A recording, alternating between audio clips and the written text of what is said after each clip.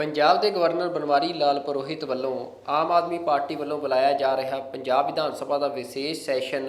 ਰੱਦ ਕਰਨ ਦੇ ਫੈਸਲੇ ਤੋਂ ਬਾਅਦ ਅੱਜ ਚੰਡੀਗੜ੍ਹ ਦੇ ਵਿੱਚ ਕਾਫੀ ਰੌਲਾ ਰੱਪਾ ਪਿਆ, ਜਿੱਥੇ ਆਮ ਆਦਮੀ ਪਾਰਟੀ ਦੇ ਵਿਧਾਇਕਾਂ ਦੇ ਵੱਲੋਂ ਇਸ ਨੂੰ ਸਰਕਾਰ ਦੀਆਂ ਤਾਕਤਾਂ ਦੇ ਉੱਤੇ ਅਤੇ ਸੰਵਿਧਾਨ ਦੇ ਉੱਤੇ ਇੱਕ ਹਮਲਾ ਦੱਸਦਿਆਂ ਗਵਰਨਰ ਹਾਊਸ ਦੇ ਵੱਲ ਇੱਕ ਮਾਰਚ ਕੀਤਾ ਗਿਆ, ਜਿਸ ਨੂੰ ਸ਼ਾਂਤੀ ਮਾਰਚ ਦਾ ਨਾਂ ਦਿੱਤਾ ਗਿਆ। ਇਸ ਤੋਂ ਇਲਾਵਾ ਭਾਜਪਾ ਵੱਲੋਂ ਇਸ ਸ਼ਾਂਤੀ ਮਾਰਚ ਬਾਰੇ ਪਤਾ ਲੱਗਦਿਆਂ ਹੀ ਆਪਣੇ ਹੈੱਡਕੁਆਟਰ ਤੋਂ ਆਪਣੇ ਵਰਕਰਾਂ ਦੇ ਨਾਲ ਭਗਵੰਤ ਮਾਨ ਦੀ ਰਿਹਾਇਸ਼ ਵੱਲ ਕੂਚ ਕੀਤਾ ਗਿਆ। ਰਸਤੇ ਵਿੱਚ ਚੰਡੀਗੜ੍ਹ ਪੁਲਿਸ ਨੇ ਭਾਜਪਾ ਵਰਕਰਾਂ ਨੂੰ ਰੋਕਿਆ ਤੇ ਪਾਣੀ ਦੀਆਂ ਬੁਛਾਰਾਂ ਵੀ ਮਾਰੀਆਂ। ਕਾਫੀ ਪਿੱਟ ਸਿਆਪਾ ਭਾਜਪਾ ਵਰਕਰਾਂ ਵੱਲੋਂ ਉੱਥੇ ਭਗਵੰਤ ਮਾਨ ਦਾ ਕੀਤਾ ਗਿਆ। ਇਹ ਸਾਰਾ ਮਾਮਲਾ ਜਿਹੜਾ ਆ ਉਹ ਤਾਕਤਾਂ ਦੇ ਆਦਾਨ ਪ੍ਰਦਾਨ ਨੂੰ ਲੈ ਕੇ ਹੈ, ਜਿੱਥੇ ਪੰਜਾਬ ਸਰਕਾਰ ਇਹ ਕਹਿ ਰਹੀ ਆ ਕਿ ਇਹ ਉਸ ਦੀ ਤਾਕਤ ਆ ਕਿ ਉਹ ਪੰਜਾਬ ਵਿਧਾਨ ਸਭਾ ਦਾ ਵਿਸ਼ੇਸ਼ ਸੈਸ਼ਨ ਬੁਲਾ ਸਕਦੀ ਆ। ਇਹ ਸੈਸ਼ਨ ਭਰੋਸੇ ਦੀ ਵੋਟ ਹਾਸਲ ਕਰਨ ਲਈ ਭਗਵੰਤ ਮਾਨ ਸਰਕਾਰ ਵੱਲੋਂ ਬੁਲਾਇਆ ਗਿਆ ਸੀ, ਕਿਉਂਕਿ ਆਮ ਆਦਮੀ ਪਾਰਟੀ ਪਿਛਲੇ ਕੁਝ ਦਿਨਾਂ ਤੋਂ ਇਹ ਦੋਸ਼ ਲਾ ਰਹੀ ਆ ਭਾਜਪਾ 'ਤੇ ਕਿ ਭਾਜਪਾ ਉਹਨਾਂ ਦੇ ਵਿਧਾਇਕਾਂ ਨੂੰ ਖਰੀਦਣ ਦੀ ਕੋਸ਼ਿਸ਼ ਕਰ ਰਹੀ ਆ। ਅਤੇ ਹੁਣ ਇਹ ਭਰੋਸੇ ਦਾ ਵੋਟ ਹਾਸਲ ਕਰਨ ਲਈ ਸੈਸ਼ਨ ਬੁਲਾਇਆ ਗਿਆ ਸੀ, ਜਿਸ ਦਾ ਵਿਰੋਧ ਕਰਦਿਆਂ ਭਾਜਪਾ ਦੇ ਆਗੂ ਅਸ਼ਵਨੀ ਸ਼ਰਮਾ ਅਤੇ ਕਾਂਗਰਸ ਦੇ ਆਗੂ ਅਤੇ ਵਿਰੋਧੀ ਧਿਰ ਦੇ ਵਿਧਾਨ ਸਭਾ ਵਿੱਚ ਨੇਤਾ ਨੇ ਪ੍ਰਤਾਪ ਸਿੰਘ ਬਾਜਵਾ ਅਤੇ ਕਾਂਗਰਸੀ ਆਗੂ ਸੁਖਪਾਲ ਸਿੰਘ ਖਹਿਰਾ ਵੱਲੋਂ ਗਵਰਨਰ ਨੂੰ ਇਹ ਚਿੱਠੀਆਂ ਲਿਖੀਆਂ ਗਈਆਂ ਕਿ ਜਿਹੜਾ ਇਹ ਸੈਸ਼ਨ ਆ ਇਸ ਦਾ ਕੋਈ ਵੀ ਜਿਹੜਾ ਪ੍ਰੋਵੀਜ਼ਨ ਆ ਉਹ ਵਿਧਾਨ ਸਭਾ ਦੀ ਨਿਯਮਾਵਲੀ ਦੇ ਵਿੱਚ ਨਹੀਂ ਆਉਂਦਾ ਕਿ ਅਜਿਹਾ ਕੋਈ ਸੈਸ਼ਨ ਬੁਲਾਇਆ ਜਾਵੇ। ਅਤੇ ਉਹਨਾਂ ਇਸ ਸੈਸ਼ਨ ਨੂੰ ਪੰਜਾਬ ਦੇ ਜਿਹੜਾ ਸਰਕਾਰੀ ਖਜ਼ਾਨਾ ਆ ਉਸ ਦੀ ਲੁੱਟ ਅਤੇ ਉਸ ਦੀ ਨਜਾਇਜ਼ ਵਰਤੋਂ ਕਰਾਰ ਦਿੱਤਾ ਸੀ, ਜਿਸ ਤੋਂ ਬਾਅਦ ਇਹਨਾਂ ਚਿੱਠੀਆਂ ਦੇ ਆਧਾਰ 'ਤੇ ਹੀ ਗਵਰਨਰ ਨੇ ਜਿਹੜੇ ਇੰਡੀਆ ਦੇ ਜਿਹੜੇ ਸੋਲਿਸਿਟਰ ਜਨਰਲ ਨੇ ਸਤਪਾਲ ਜੈਨ, ਉਹਨਾਂ ਦੀ ਰਾਏ ਮੰਗੀ ਅਤੇ ਸਤਪਾਲ ਜੈਨ ਨੇ ਵੀ ਗਵਰਨਰ ਦਾ ਕਹਿਣਾ ਹੈ ਕਿ ਇਸ ਸੈਸ਼ਨ ਨੂੰ ਨਾ ਬੁਲਾਉਣ ਦੀ ਸਲਾਹ ਦਿੱਤੀ ਆ। ਅਤੇ ਜਿਸ ਦੇ ਚੱਲਦਿਆਂ ਗਵਰਨਰ ਨੇ ਇਹ ਕੱਲ੍ਹ ਐਲਾਨ ਕਰ ਦਿੱਤਾ ਸੀ, ਇਹ ਫੈਸਲਾ ਸੁਣਾਇਆ ਸੀ ਕਿ ਜਿਹੜਾ ਇਹ ਵਿਧਾਨ ਸਭਾ ਦਾ ਸੈਸ਼ਨ ਅੱਜ 22 ਸਤੰਬਰ ਨੂੰ ਹੋਣਾ ਸੀ,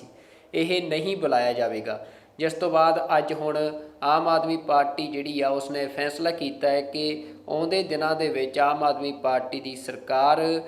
ਇਸ ਗਵਰਨਰ ਦੇ ਫੈਸਲੇ ਦੇ ਖਿਲਾਫ ਸੁਪਰੀਮ ਕੋਰਟ ਜਾਵੇਗੀ ਅਤੇ 27 ਸਤੰਬਰ ਨੂੰ ਜਿਹੜਾ ਨਵਾਂ ਸੈਸ਼ਨ ਆ ਉਹ ਸੱਦ ਲਿਆ ਗਿਆ ਹੈ।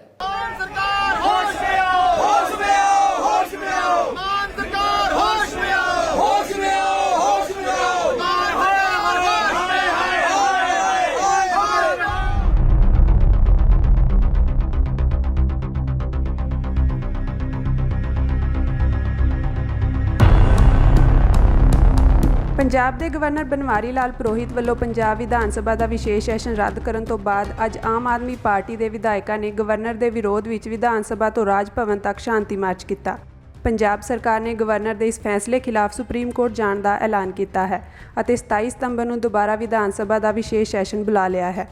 ਆਪ ਵੱਲੋਂ ਗਵਰਨਰ ਦੀ ਰਿਹਾਇਸ਼ ਤੱਕ ਸ਼ਾਂਤੀ ਮਾਰਚ ਕਰਨ ਦੇ ਐਲਾਨ ਤੋਂ ਬਾਅਦ ਭਾਜਪਾ ਨੇ ਭਗਵੰਤ ਮਾਨ ਦੀ ਰਿਹਾਇਸ਼ ਵੱਲ ਮਾਰਚ ਸ਼ੁਰੂ ਕੀਤਾ, ਪਰ ਜਿਸ ਨੂੰ ਪੁਲਿਸ ਨੇ ਰਸਤੇ ਵਿੱਚ ਹੀ ਰੋਕ ਦਿੱਤਾ। ਇਸ ਦੌਰਾਨ ਪੁਲਿਸ ਵੱਲੋਂ ਪਾਣੀ ਦੀਆਂ ਬੁਛਾਰਾਂ ਮਾਰੀਆਂ ਗਈਆਂ।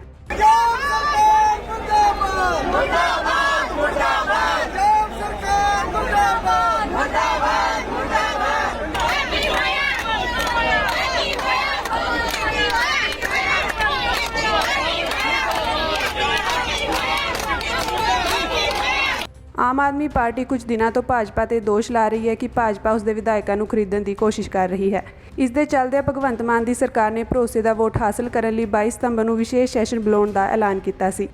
ਪਰ ਗਵਰਨਰ ਬਨਵਾਰੀ ਲਾਲ ਨੇ 21 ਸਤੰਬਰ ਨੂੰ ਹੁਕਮ ਜਾਰੀ ਕਰ ਦਿੱਤੇ ਕਿ ਭਰੋਸੇ ਦਾ ਵੋਟ ਹਾਸਲ ਕਰਨ ਲਈ ਵਿਧਾਨ ਸਭਾ ਸਦਨ ਦੇ ਨਿਯਮਾਂ ਦੀ ਅਣਹੋਂਦ ਕਾਰਨ ਸੈਸ਼ਨ ਬੁਲਾਉਣ ਦੇ ਜਾਰੀ ਕੀਤੇ ਹੁਕਮ ਵਾਪਸ ਲਏ ਜਾਂਦੇ ਹਨ।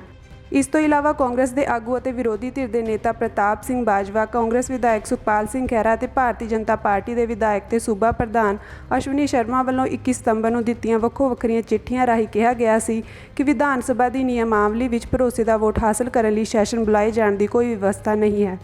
ਪ੍ਰਮੁੱਖ ਸਕੱਤਰ JM ਬਾਲਾਮੁਰਗਨ ਨੇ ਆਪਣੇ ਪੱਤਰ ਵਿੱਚ ਕਿਹਾ ਸੀ ਕਿ ਵਿਰੋਧੀ ਪਾਰਟੀਆਂ ਵੱਲੋਂ ਦਿੱਤੀਆਂ ਗਈਆਂ ਚਿੱਠੀਆਂ ਦੇ ਆਧਾਰ 'ਤੇ ਵਧੀਕ ਸੋਲੀਸਿਟਰ ਜਨਰਲ ਸਤਪਾਲ ਜੈਨ ਤੋਂ ਕਾਨੂੰਨੀ ਸਲਾਹ ਲਈ ਗਈ ਸੀ। ਐਡਵੋਕੇਟ ਜੈਨ ਨੇ ਵੀ ਕਾਨੂੰਨੀ ਤੌਰ 'ਤੇ ਇਹ ਪ੍ਰਗਟਾਵਾ ਕੀਤਾ ਸੀ ਕਿ ਸਿਰਫ ਭਰੋਸੇ ਦਾ ਵੋਟ ਲੈਣ ਲਈ ਸੈਸ਼ਨ ਨਹੀਂ ਬੁਲਾਇਆ ਜਾ ਸਕਦਾ।